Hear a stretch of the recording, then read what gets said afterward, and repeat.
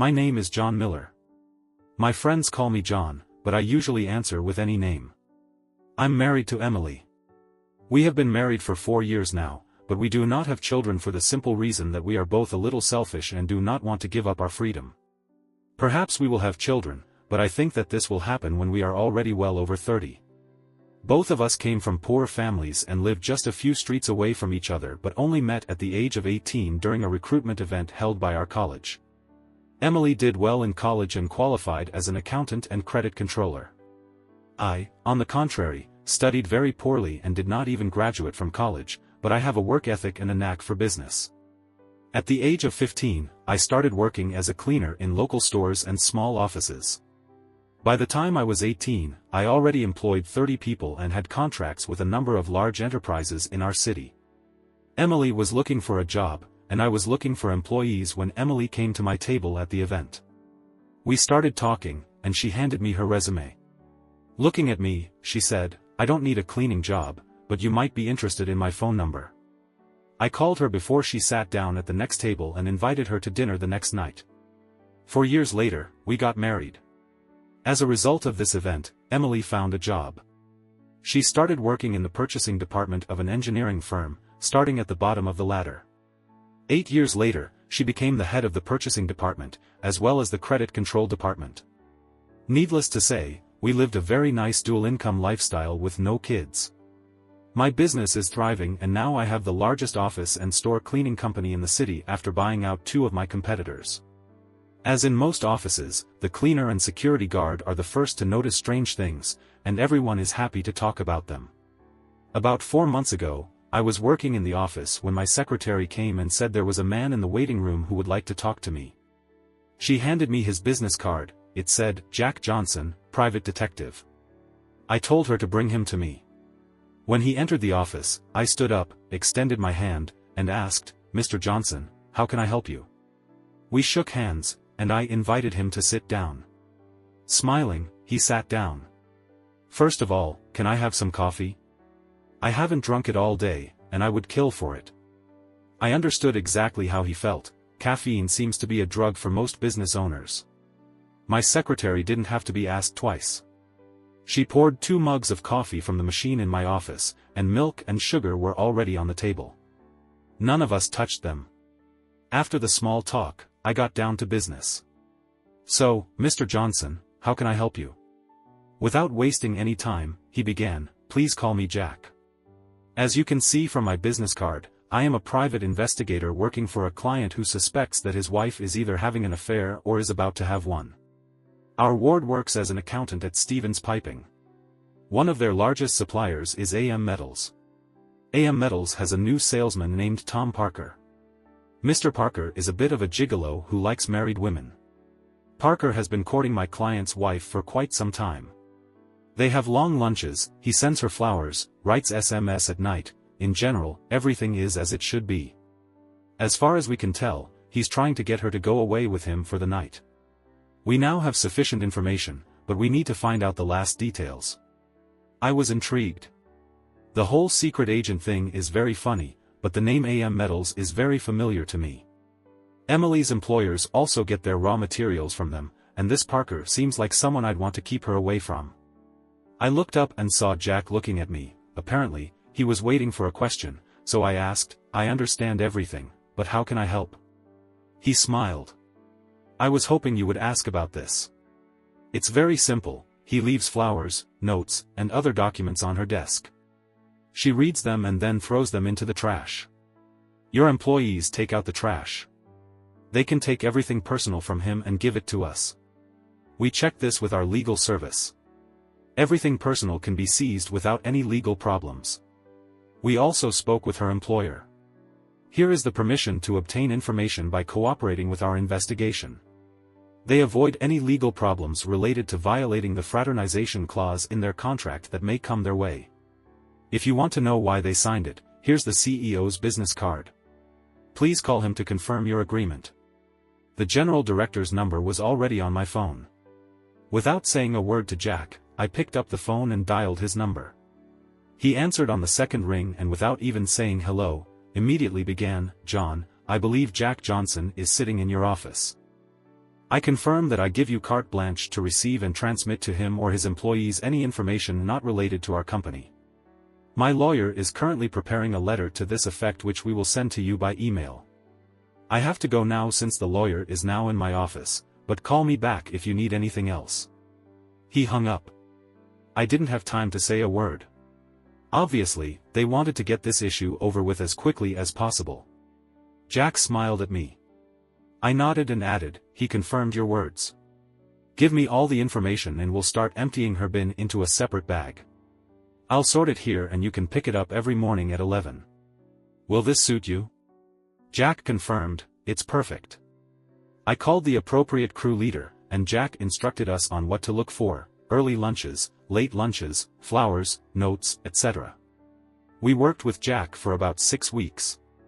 At the end of this period, he announced that the investigation was completed.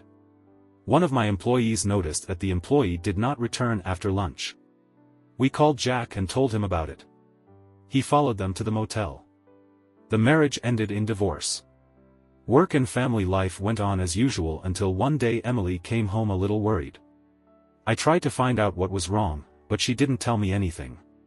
About a week later, Donna, one of my long-term employees, came into my office. This is a good employee who has worked with me almost from the very beginning. I consider her my friend. She is 25 years older than me and treats me like a son. She sat down in the chair, and I realized that something was wrong. Then she began, "Remember a couple of months ago I worked in the office where we were following that woman?" I was intrigued. How could I forget this? Yes, it was a very interesting time. Why did you remember this? I asked, raising an eyebrow to show that I was certainly intrigued. Well, she hesitated. "As you know, now I work in the office where your wife works, and the same guy we were watching is now coming into her office. I noticed a large bouquet of flowers, and she went with it to lunch. Here is the card that was in the flowers." She handed me the card, and I read it. "Dear Emily, thank you for helping me renew my contract with your company. You have no idea how grateful I am to you. I hope you'll accept my invitation to lunch so we can have a good chat. With love, Tom." My blood froze in my veins. The language on the card immediately suggested that this was not the first personal interaction and it was certainly getting close, if not already failing the spouse test. I knew from Jack that this guy takes his time but is very successful at hitting on married women, and my wife is at gunpoint. I thanked Donna and asked her to keep an eye on everything else and give me a summary every morning. If there were any more notes, I asked her to bring them to me. As soon as she left, I picked up the phone and dialed Jack's number. He answered on the third ring. "Hello, John. How can I help you?" I immediately started the conversation by telling him what Donna had told me. "One of my employees just came to see me. She was the one who cleared the table every night for the case you were leading. After the investigation was completed, we transferred her to another position. Now she works in the office where my wife works. Donna just told me that this same Mr. Parker is putting pressure on my wife, and she is now going out to lunch with him. I have a card with flowers that he sent, and it says that he has ambitions for it." Jack took a deep breath. "We are continuing our investigation into Mr. Parker. In fact, you are already the third husband at the moment. The only difference is that the other two did not know who he was from the very beginning. The other husbands agreed to split the expenses. Would you like to join them?" "Of course. What do I need to do?" I answered. Jack said he meets with their husbands at 2 o'clock and asked, "Could you come to my office to meet, fill out the necessary documents, and share information?" I agreed. At exactly 1:55 p.m., I was sitting in Jack's office. In the room were Jim McWilliams and Mike Ashley, 2 husbands. Also with us were Jack and one of his employees, David Smith, who was collecting data on this case. Jack began the meeting by saying, "Gentlemen, we are gathered here because you 3 have the same problem. Jim and Mike, this is John. John would like to join your investigation. If you agree, we will register him as a client and draw up documents allowing the exchange of information." They both looked at me, then at Jack, and replied, "Yes, that will be nice." The paperwork took about 15 minutes, after which I used my personal credit card to advance the $5,000, knowing that Emily would never receive a statement for this payment. Jack began, "So, Jim, Mike, and John, our common problem is called Mr. Tom Parker. FYI, John, Jim's wife works at AM Metals with Mr. Parker, and Mike's wife works for the school board, which purchases metals for use in technology classes in schools. Mr. Parker has a well-rehearsed process. He stalks women at work with flowers, messages, lunch, and usually tries to get them to go to a motel after lunch. He does the same with women who have children and usually tries to get them into bed several times. With childless women, he tries to force them to ask their husbands for a free pass. He seems to get real pleasure from the fact that their husbands know that he has managed to win the affection of their wives. He tries to take them away for the weekend and then abandons them. We know that over the past year, there have been at least 5 divorces in this area due to his fault. We tracked him down to his previous job, which was in Dallas. In fact, his employer fired him when he was sued in a class action lawsuit by 7 husbands over 3 years for alienation of affection. This guy is a disgusting guy. He took another sip of coffee and continued, "John, do you clean at AM Metals or the school district office? Last time we checked, if you empty the contents of your trash can into a bag, you can use the trash as you please as long as it's not protected by a confidentiality clause in your contract with the company you're cleaning for." I shook my head. "No, we do neither one nor the other," was my answer. Jack nodded. "It's a pity, but continue to collect garbage from your wife's basket." "Who pays your wife's phone bill?" "My business," I answered. Jack smiled and asked, "What is her phone number?" "Samsung," I stated for the record. "Fine, please fill out this document giving us permission to collect data from her phone." Then he handed me a piece of paper with a QR code on it and continued, "Scan this code from her phone. You will be taken to our server. Use the username and password below, and a program will be downloaded to her phone that will transmit all her calls, messages, emails, and even WhatsApp messages to us. We know that he always uses a mobile phone so that when he calls the home phone, her husband does not answer by mistake." The meeting ended with Jim, Mike, and I exchanging phone numbers, and we created a WhatsApp group that included Jack and David. This way, we could quickly exchange information. When I returned home, Emily was already there. She was again slightly distracted, holding the phone close to her and not really listening to what I was saying. She went out to feed the dog, and I noticed that she took her phone with her, which she had never done before. When I asked what was wrong, she replied that she had had a strange day and felt very tired. She went to bed at 9:30, 2 hours earlier than usual. I stayed up until our usual time and then went to look for her phone. It was not in its usual place, and I went up to our bedroom. There was a telephone cable next to the bed, and when I looked closer, I discovered that it was under the pillow. It was impossible to get it out without waking her, so I went to bed. All this did not look very good, and sleep was difficult for me. I got lucky in the middle of the night when she got up and left the room. I quickly grabbed her phone, scanned the QR code, entered the details, and returned the phone to its place before she returned. The next morning, she just wandered around the house until she left for work. If I hadn't talked to her, she wouldn't have told me anything. At about 11:30 in the morning, David called from Jack's office. They finished analyzing the first data dump, and he began explaining. She opened a new email address which apparently only he uses. By the way, this is very convenient for us. We didn't know how he contacted women, so we are now working on hacking his email. Letters from him are actually very hard-selling. He made her talk about how you were her first and only, and he told her that she needed to learn new things to keep the marriage fresh and interesting. She told him very personal information about your life, and he, like a sponge, absorbed it and used it to his advantage.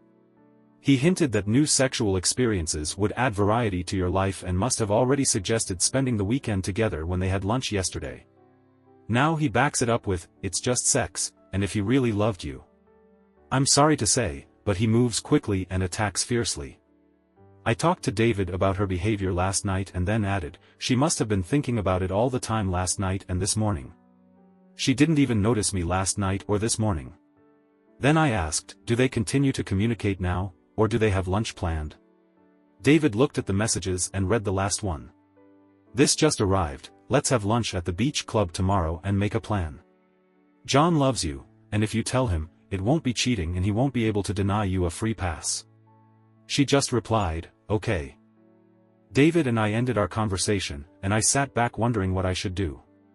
You can't just talk to her. He will continue to work on her and resort to another method, taking her to a motel for half a day. No, I have to end this or end our marriage. I called Jack, and after a few pleasantries, I said, it looks like he's heading straight for Emily and wants to rub my nose in it. Even if I kill it, he'll try to take her to a motel. I need a plan to ensure I kill this. I think I need to file divorce papers.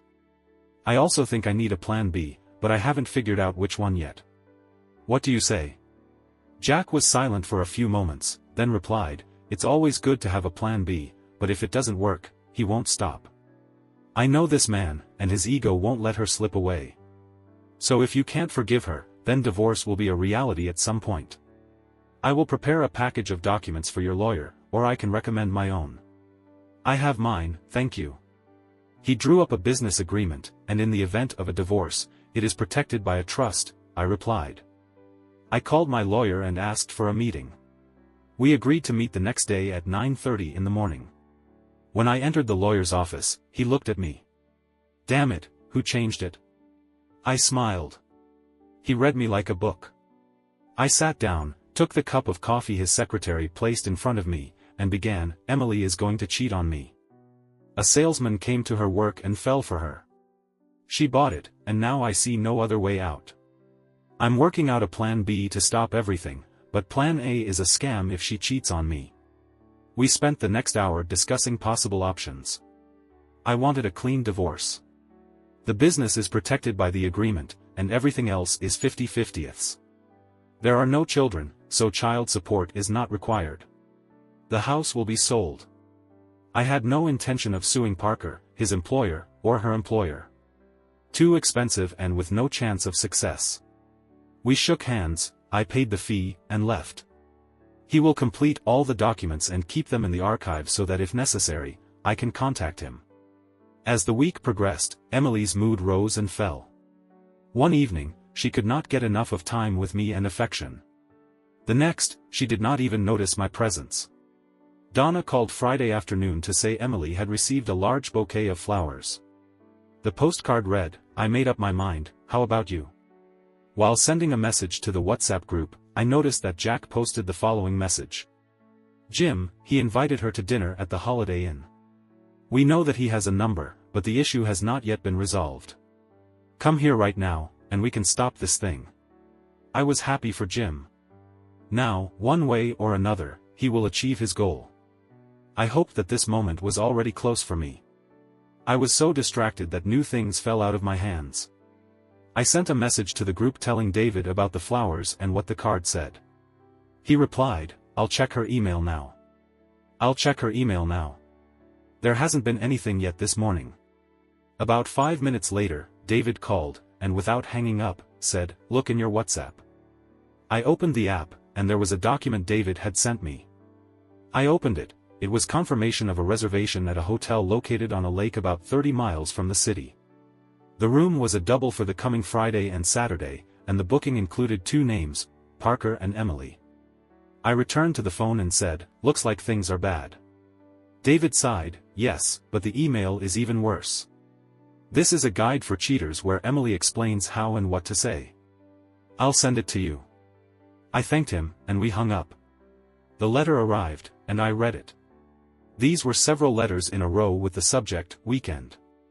It all started about 2 weeks ago when he sent her a link to a hotel, the same hotel he ended up booking. In the letter, he told her how he would like to take her to a hotel to pamper her and suggested other entertainment. In subsequent letters, he asked what she thought about this and why I did not allow her to do what would make her happy. In the last letter, he wrote about the reservation and also gave a list of things to say and do in order for me to agree. This was a guide to preparing for betrayal.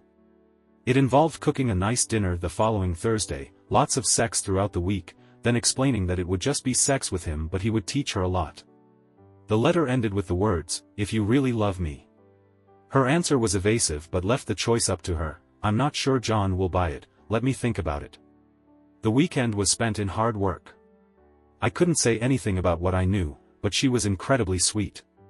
We had sex on Friday night, Saturday morning, and Saturday night. On Sunday, she took me to bed in the middle of the day again on Sunday evening and on Monday morning. We had quick sex. Jack called at 3 o'clock on Monday with an update on the email. The news is bad. She just texted Parker and said she'll offer it to you Thursday night.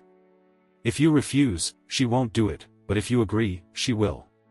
He replied, if he becomes nervous, then remember that asking for forgiveness is easier than asking for permission. I thanked Jack and asked him to prepare a folder with everything we had. He asked if they had photographs of them in intimate settings. I heard the rustling of papers, and he answered, we have a photograph of them kissing, not a passionate kiss, but a kiss nonetheless. I said, fine. Please put everything in a folder and let this photo be like the title page on the outside. Also, send the entire folder to my lawyer. He confirmed that he would send it. I made the next call to my lawyer. I warned him and told him that he would have a folder later. We agreed that it would be presented at the hotel on Saturday morning during breakfast. Nothing causes indigestion like a divorce petition. On Monday night, she wanted sex, but I refused, saying I had an important sentence to finish. I sat in my office and took care of business. I went to bed only at 2 o'clock in the morning. She was already fast asleep. I also slept very soundly, got up at 6 o'clock in the morning, and went to work before she could attack me. The folder was delivered by my courier. I sat in the office and read it. The seduction technique was visible. She was unpredictable but clearly effective. Jack gave details but without names of at least 7 marriages that he had destroyed in the past 18 months. There was also a note from Jim in the folder. He arrived at the Holiday Inn and joined his wife and Parker at the table. His wife got scared and ran out of the restaurant in tears. Jack had to intervene to stop Jim from attacking Parker and then drove him home. He and his wife began counseling to see if they could save their marriage because they have 3 children under the age of 8. This temporary measure would at least give them time, and his wife left her job so Parker was out of work. While I was reading, my secretary entered the room. She looked straight at me and didn't say anything. Before I realized what was happening, I started crying my eyes out and told her the whole story. When I finished, she asked, "What are you going to do about it?" For the first time ever, I smiled. I don't know why, but she was no longer my secretary but a friend who wanted to help. I also noticed something else that I hadn't noticed before: she is very sexy. She smiled back. I said, "Plan A, divorce. If she leaves with him on Friday, she will file for divorce at the hotel on Saturday morning. No second chances." I've been trying to come up with a plan B to get her to stop, but my head is so foggy I can't think of anything. My secretary, whom I always addressed as Miss Brown but who called herself Sarah, smiled slightly and recited, "What's good for the goose is good for the gander. Why don't you have your own weekend with the girl of your dreams?" Unable to resist, I smiled back and asked, "And with whom should I arrange this?" I knew the answer before she said it, but she answered anyway. "With me, of course. Your trusty secretary is pestering you, and you just have to get it out of your head. It will only be sex and nothing to do with your marriage. Take this letter as a template and unleash it on her before she unleashes it on you." It was brilliant in its simplicity, but it would also force Emily to confront her own betrayal. On Tuesday night, I faked my feelings for my wife. On Wednesday morning, neither of us was ready for a quickie. On Wednesday evening, things were a little less stormy, but only a little. On Thursday morning, Emily woke up as I was leaving the house. She shouted something about dinner, but I deliberately ignored her. Around noon on Thursday, Jack called me and said that Emily had texted Parker that she was cooking a big dinner for me and would let him know how the conversation went. I wanted to preempt her, so I went to the store and bought chicken, potatoes, and vegetables, all of which I planned to bake, as well as a bottle of her favorite white wine. At 2:30, I was already home, and 2 hours later, everything was ready and in the oven. Just as I was putting the potatoes in to bake, Emily came through the door with shopping bags. She looked at me in confusion and asked, "What are you doing?" I smiled widely. "I'm just preparing dinner for my beloved wife. I wanted to do something special, and then we needed to talk." I saw a strange expression on her face. Clearly surprised, she replied, "Oh, I was going to cook dinner, but after we finish, we can talk because I have something important to say. So it's going to be a long evening. I answered, of course, but turned away with a smile on my face. I had already made a significant contribution to her plans. Dinner was tense. I carried on the conversation, and every time she even came close to turning it on me, I pulled it aside, saying, let's enjoy this nice meal, and then I'll tell you my big news. When we finished, I spoke first. Bring your wine to the kitchen, and we can talk there. She followed me. I had previously placed a folder with a letter containing a list of her excuses on the kitchen table where I usually sat, covering it with a couple of magazines. Now I put the magazines away so she could see that I had printed something but nothing else. I said, Emily, you know that I love you and that I would never do anything to hurt you, but we got married very young, and I had so little experience. For the past few months, my new secretary, Miss Brown, or Sarah as she likes to be called, has been talking to me. She has so many stories that I could listen to her for hours. Now I need to get her out of my head before you and I settle down for the rest of our lives. I booked a hotel with her for the weekend. There will only be sex and a little of my time to let off steam and learn new tricks that you and I will then play with in bed. This has nothing to do with my love for you and will not affect our marriage. I am telling you this so that you know in advance, and this way it will not become a betrayal. Emily's face turned crimson. It seemed to me that she was about to explode. She then stated, only over my dead body. And I want this, to quit on Monday morning or we break up. This relieved the tension I was in, and I burst into the biggest laugh imaginable, saying, if you could see your face, it's just a picture. It couldn't be better. At that moment, it dawned on her. Everything I said she was going to tell me. I closed the folder and handed it to her. On the front was a photo of her kissing Parker. Her face turned almost gray as she whispered, you knew, and you played a trick on me. I smiled. Yes, I played it.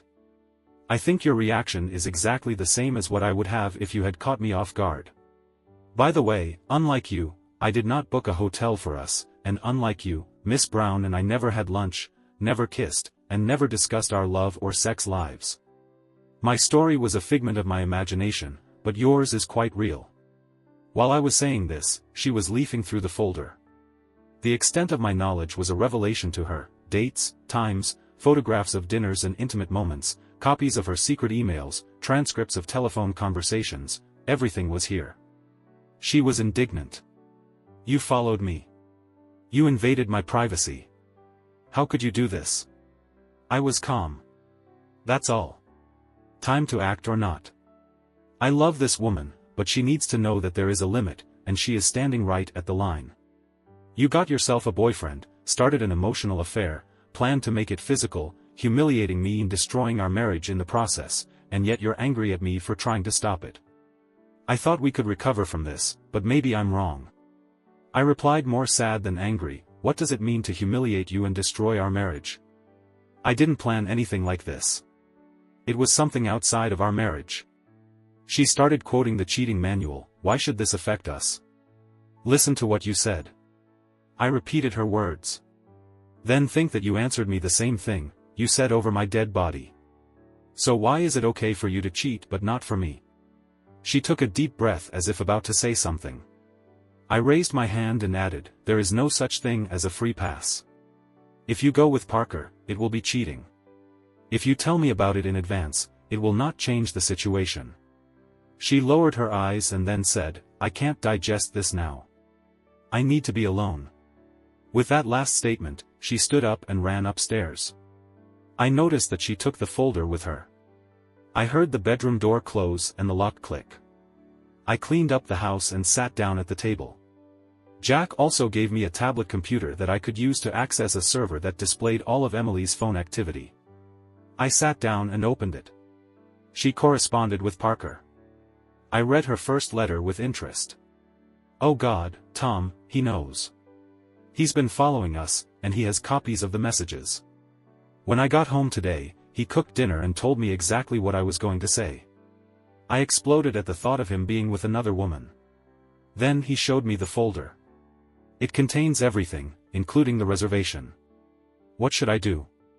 Parker clearly didn't see this as a problem. he responded a few minutes later. Just tell him that everything is booked and that you have to do it. Be sure to emphasize your love for him and ask if he loves you as much as you love him. He will understand that you need one weekend. You could almost hear the desperation in what was written. I tried to do this, but he said that it would humiliate him and ruin our marriage, that even if I ask him, it will still be cheating. I cannot do it. Everything must stop. The weekend would be fun, but I can't risk it ruining the rest of my life with John. Now he was in despair. All his efforts and money were wasted, and he decided to play big. Do you think he will divorce you? No, he will never find a woman like you. Tell you what, pack your bag and take it to work. Let's see what he does. And if it doesn't work out, let's go for the weekend, and on Sunday, you can ask him for forgiveness. I know the type of husband you have, and he would never want to lose you. It was complete nonsense, but unfortunately, she bought it. The last letter in the chain was, "Okay, but if it even looks like he will leave me, I won't do it. See you tomorrow." She began to think sensibly, and he, of course, knew how to calm her down. I put the tablet away and sat down to watch TV. I didn't really pay attention, because my mind was on all this. I scheduled the divorce filing for Saturday. Perhaps I should reschedule it for a later date, but I knew that once I submitted my application, I would not back down. No, tomorrow I need to do something different that will show her that I'm serious. I called my lawyer and told him everything in detail. Hey, I just hit her with it, and Parker let her know that I would forgive her. She's going to pack her bag and see what I'll do. I don't want to file for divorce until they sleep together, but is there anything we can do to show her how serious this is? My lawyer was smart. He replied, "We can give her a letter with a preliminary claim. All we will do is state that you know that she is going away for the weekend to have an illicit affair, and that if she continues this affair, we will file for divorce on Saturday morning at the hotel. I'll expand the text a little, but we'll hand it to her in her office, preferably in Parker's presence. What do you say? It will work. He'll be the final proof that I will do this." She said Parker would pick her up at lunch. I think you should give this to her around 11 o'clock. It didn't matter whether he was there or not. Her employer would understand what was going on. He's old-fashioned and won't like what she's doing, but what would upset him the most is if a baith came into the office and made a fuss. About an hour later, the lawyer sent me a draft letter. It was perfect for the circumstances. It stated everything we knew and clearly stated that she would be served on Saturday morning. I sent a reply message confirming that I was happy with the project. I checked the tablet, but there were no more messages between Emily and Parker, so I went to bed. I tried to open the bedroom door, expecting it to be locked, but was surprised to find that it was not. I walked in to find Emily lying in bed, clearly hoping I'd be romantic. I noticed her packed bag leaning against the wall on her side of the bed and looked at it. "I see you have made a decision. A quickie with Parker was more important than our marriage." I turned and walked out of the room, heading towards the guest room. I heard her get out of bed and scream, "John, stop. All wrong. Come back and let me show you how much your love means to me. Please." I didn't answer. I just lay on the bed in my clothes. The letters were written by a third party, not in reality, but the bag packed and ready to meet another man was real, evoking emotions and feeling like a knife to the heart. I was not prepared for the grief and sense of loss, and I cried most of the night. The next morning, I heard Emily coming down the stairs. I went into our bedroom to take a shower and get some fresh clothes and noticed that my bag was no longer there. I wondered if she had taken it downstairs, unpacked it, and put it away. I came out of the shower and smelled coffee and bacon. I guessed that the bag was below. I walked into the kitchen and looked at her. She looked at me, biting her lower lip. The first thought was, come on, she's nervous. Don't hold back. I guess this feast is an attempt to show me what a wonderful wife you will be if you can sleep with another man. This won't work. If you do this, it's over between us. During the conversation, I decided to lay it all out. The lawyer and I agreed that tomorrow morning at breakfast, you will be given divorce papers. I assure you that after delivery, I will not withdraw them. There will be no forgiveness. If you come home tonight, we'll start counseling to figure out how to rebuild trust and make sure this doesn't happen again. If you leave with him, don't even think about coming back. You won't be welcome here. I turned to leave. She said, please stay for breakfast. We need to talk about this. I turned to her and answered, we've already talked. Your bag says that you only want to convince me, not talk. I won't have breakfast here. It's time to start learning how to take care of yourself if you choose to do so. I assume the bag is already in your car. She turned away. It looks like I'm right. I left the house in silence. At least she realized what an abyss she was looking into. When I arrived at the office, Sarah looked at me and said, you look like, __. I smiled, and you look as sexy as always. Before you ask, I have no idea how it went. When I offered her plan B, she lost her temper. She wanted to fire you and even said only over my dead body, and then she began to act on her own. This morning, I took my weekend bag with me. Today at 11 o'clock in the morning, she will be given a letter from me with an order. Let's see if this will stir her up. While I was talking, Sarah was making coffee. She handed me a cup and answered, I hope she comes to her senses. She can't be so stupid as to think that this is normal for her but not normal for you. I smiled sadly and sat down at the table. This day was not productive. Just after 11, my cell phone rang. It was Emily.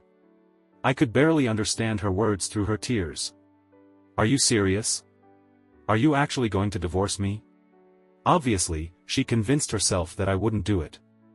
I simply replied without hesitation, if you cheat on me, treason is breaking the contract. We both know it. You'll divorce me if I cheat on you, right? The answer was so quiet that I barely heard it, but it was a definite, yes. She coughed, will you come home now to talk? I'll be there in 20 minutes, was all I said before hanging up. I came home first and put on the coffee. The smell of bacon she had cooked that morning was still in the air, so I opened the kitchen window before sitting down to eat. She appeared in the house 10 minutes after me. I was already pouring coffee for everyone when she appeared at the door. She had an envelope from the lawyer in one hand and a weekend bag slung over her shoulder. She dropped her bag at the door and froze. I think she wanted to rush to me to hug me, but she didn't know if I would let her. I carried the coffee to the table and sat down, motioning for her to sit down. My first words were a question, so, are you going to the hotel or not? How could you even ask about this after you sent this? Of course, I'm not going. I love you. I want to be with you. I know that you will never allow this, so everything is cancelled now. Do we need to fix our marriage, or will I still get served? She asked, sitting down opposite me and resting her chin on her chest. I looked at her and, leaning across the table, lifted her chin so that she was looking at me. You will only be served if you are at the hotel. No hotel, no service. But our marriage suffered greatly. So this is what will happen. First, in my presence, you will call Parker. I want to hear you tell him that everything is cancelled. Then you will disable and delete the personal email you have for his sake. Then you will call your boss, tell him what Parker is doing, and ask that he not be allowed into your office anymore. After this, we will schedule a consultation. We need to figure out why you fell for this, why you think I'll go along with it, and how we can restore trust. Just as I finished speaking, her phone rang. It was Parker. She put the phone on speaker, and I heard him ask, "Where are you, Emily?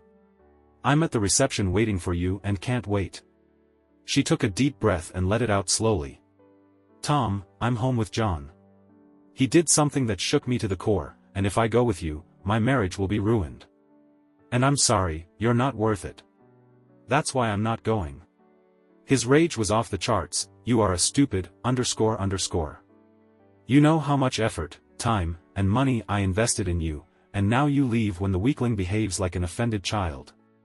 You are just a dynamo, __. With these words, he hung up. For the first time, Emily saw him for what he was, a slimeball. Deactivating and deleting the mailbox turned out to be more difficult than expected, but it was done within an hour. By the time we finished, her boss was at our door along with the HR manager. The HR manager, Kevin Woods, began by saying, "Emily, we are aware of what happened today. To say we're unhappy is an understatement. But we're here to give you a chance to keep your job. Now tell me what happened. She took a tissue and dabbed her eye before starting. As you know, about 3 months ago, our account was taken over by a new AM Metals sales agent, Tom Parker.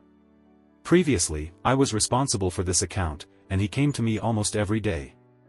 I didn't realize it at first, but he started flirting with me, complimenting my dress, hairstyle, and even my smile. Soon, he began to talk about what a beautiful butt I had and what perfect breasts. I bought into it and soon began wearing more provocative clothes. He sent flowers and chocolates, and then invited me to dinner. Out of my own stupidity, I went, and he started asking me personal questions about my life, my husband, and eventually my sex life. Soon, he began to speak disparagingly about my husband, saying that he was unworthy of me. It was like drop by drop, and he was wearing me down. Then he asked me to go with him for the weekend. Luckily, John was alert. He handed me a letter in which he said that he was divorcing me, and I came to my senses.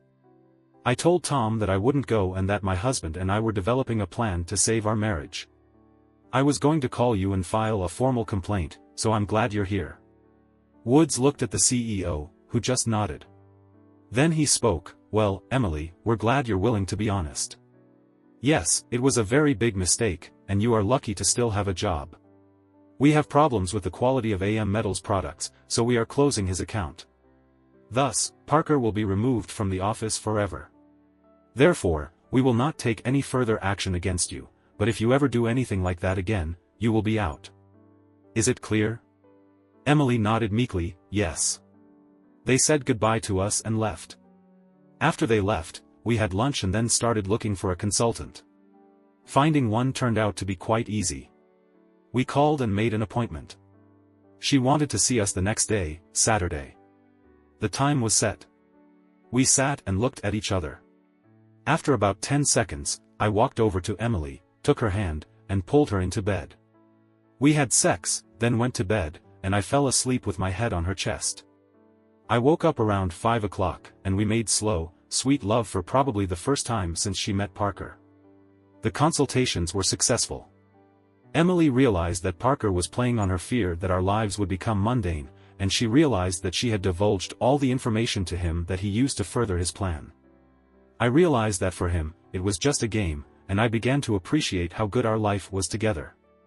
We don't need anyone to teach us anything. The consultations lasted 3 months. 4 years later, we are still very happy, and Emily is pregnant with our first child. As for Mr. Parker, he was at our local shopping center and had a very bad fall while walking down the stairs into the parking lot. Nobody knows how it happened, but there were at least 5 husbands at the mall that day who didn't like him. We all wore the same black clothes with baseball caps so no one could tell us apart. We all went into the mall, then one of us got up, came back, then another got up and came back, and so on. No one would be able to tell who was sitting at the table and who was not. The police tried to split us up, but no one gave anyone away. I'm sure it was one of us, I swear. Subscribe to our channel so that your second half doesn't cheat on you, and go ahead and listen to the next story because this story is nothing compared to the next one. If you're under 18, don't even think about listening to the next one.